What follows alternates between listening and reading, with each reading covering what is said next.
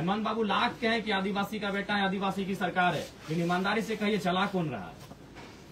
आज यहाँ भारी संख्या में मैं चुकी है, आप अनुभव करिए चला कौन रहा है इस राज्य को। आज नहीं, मैं यही आप नाम किसी का, मैं चूंकि किसी का नाम जब सामने नहीं आया है और उसका जब जांच पड़ताल नहीं हुआ है तो मैं नाम लिए बिना, आज मान के चले हेमंत दादा का सीट है बरहेट है ना, वो तो रांची में रहते हैं, लेकिन चला कौन रहा है? आज संथाल परगना को चला कौन रहा है? आज राज्य को चला कौन रहा है? आज इस राज्य को कौन चला रहा है? संथाल परगना को कौन चला रहा है? बरहेट को कौन चला रहा है? ये आपसे भी नहीं छुपा है। इसलिए आज ये जो घटना घटी, जिसने सवाल खड़े किए हैं, ये यही घटना है कि सूर्या वो शख्स था जो कंपनियों के गेट के बाहर खड़ा होकर कहता था कि आप काम सेकंड कीजिए, पहले एजुकेशन और हेल्थ की बात कीजिए। वो जाके कंपनी वालों से कहता था कि आप पहले हमारे गांव में स्कूल खोलिए, आप पहले हमारे गांव में अस्पताल खोलिए, फिर आप कंपनी का काम करिए, हम मना नहीं कर रहे। ये आप भी जानते हैं। आज राजमहल की पहाड़ियों का क्या हश्र हुआ ये आप भी जानते हैं। आज गोड्डा के जंगलों का क्या हश्र हो रहा है ये आप भी जानते हैं। आज कोयला खनन के नाम पर क्या हश्र हुआ ये आप भी जानते हैं। तो इसलिए ये बहुत सवाल खड़ा करता है। उनके शरीर को आपने देखा, अगर गोली लगी थी तो शरीर जला कैसे, और जला ऐसे है, आपको भी मालूम है, आपने भी कभी देखा हो किसी को अगर आग झुलसता है, गरम खाना, गरम दूध, गरम तेल अगर बॉडी में गिरता है या फिर कोई करंट लगता है तो जैसा बॉडी छिल जाता है वैसा छिला हुआ कैसे? बिल्कुल सवाल होता है। आपने भी उनके पार्थिव शरीर को मरने के बाद उनके शरीर को देखा होगा, या तो फोटो में या तो सामने आके। जी सर। उस शरीर में जला हुआ निशान है, बहुत बड़ा दाग है जला हुआ। तो सवाल तो है, हाथ भी छिला। हाँ तो वही वो जला हुआ निशान तभी आता है जब या तो उसमें गरम दूध गिरे, गरम तेल गिरे, गरम चाय गिरे, या तो आग से झुलस जाए या फिर करंट लगे, इलेक्ट्रिसिटी लगे। ये तो सवाल। दूसरी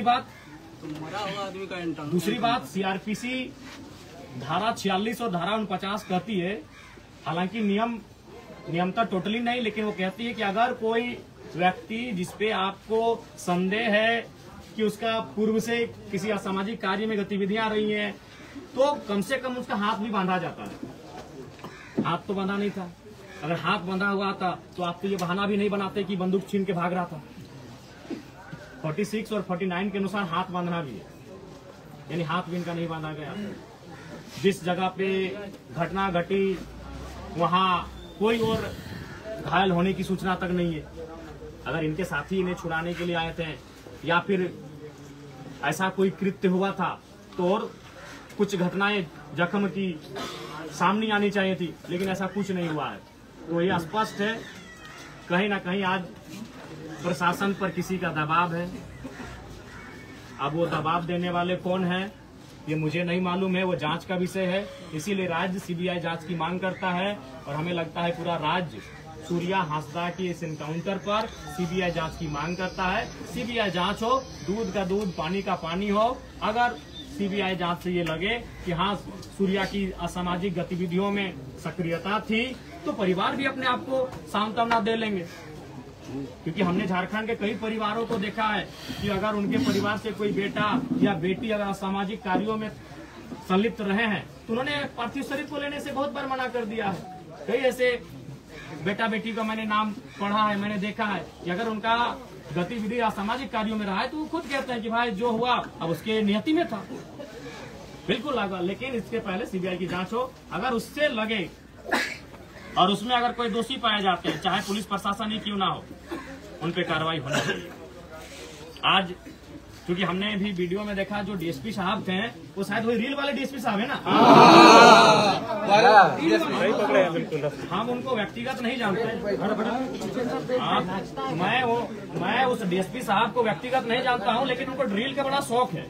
हमने बहुत बार देखा है कि कभी बस में चढ़ के रील बनता है, कभी ट्रैफिक में रील बनता है, बहुत सारे। हमें लगता है उनका हम 2-3 दर्जन रील देखे हैं। तो हम ये जानना चाहते हैं, और बिल्कुल मैं लोकतंत्र के 4थे स्तंभ के माध्यम डीएसपी साहब से ही मेरा सवाल होगा कि सूर्या जब भाग रहे हैं तो आपने कहा रील बनाया, इसमें तो आपको ज्यादा न्यूज बना जाता नहीं बजाएंगे। मैं बार बार कर रहा हूँ, शोक कार्यक्रम है, लेकिन चूंकि भीड़ है इसीलिए मैं संबोधन कर रहा हूँ। तो ये आपने कहने दुनिया को दिखाया इस रील को कि सूर्या भाग रहा है। जब आपने उसके बाद के वीडियो को दिखाया, पुलिस आ रही है, बॉडी लेके जा रही है, तो भागने का एक वीडियो बना देते, चूंकि तो रील वाले डीएसपी हैं। आपने भी देखा है, मैं इनको नाम से नहीं जानता, लेकिन मैंने देखा वीडियो में बोला रहते रील वाले डीएसपी साहब है। जो भी हमको नाम से उनसे कोई हमारी शत्रुता भी नहीं है, जो भी अपने पढ़ाई के दम पर आए हैं उनका हम सम्मान करते हैं कि वो डीएसपी है। लेकिन सवाल है, मैं उनका सम्मान करता हूँ कि वो डीएसपी है, पढ़ लिख के वहां तक आए हैं। लेकिन सवाल ये है कि आप हर चीज का रील बनाते हैं, रील इसमें भी दिखा देते कि सूर्या भाग रहा है। आप जो आरोप लगा रहे हैं कि भाग रहा था, भागने पे ही इनकाउंटर होता है, बिल्कुल, अब भी आप दिखा देते। और दूसरा बात, अगर वो भाग रहा था तो गोली तो पीठ पे होनी चाहिए थी, पेट पे कैसे है? इनको लगा कि ये पढ़े लिखे वही लोग हैं, वही लोग जेपीएससी यूपीएससी बैठते हैं, बाकी लोग तो यहाँ आदिवासी लोग बोका है, इन लोग को लगता है। अगर वो भाग रहा था तो गोली पीठ पे होना चाहिए था, पेट पे नहीं होना चाहिए था।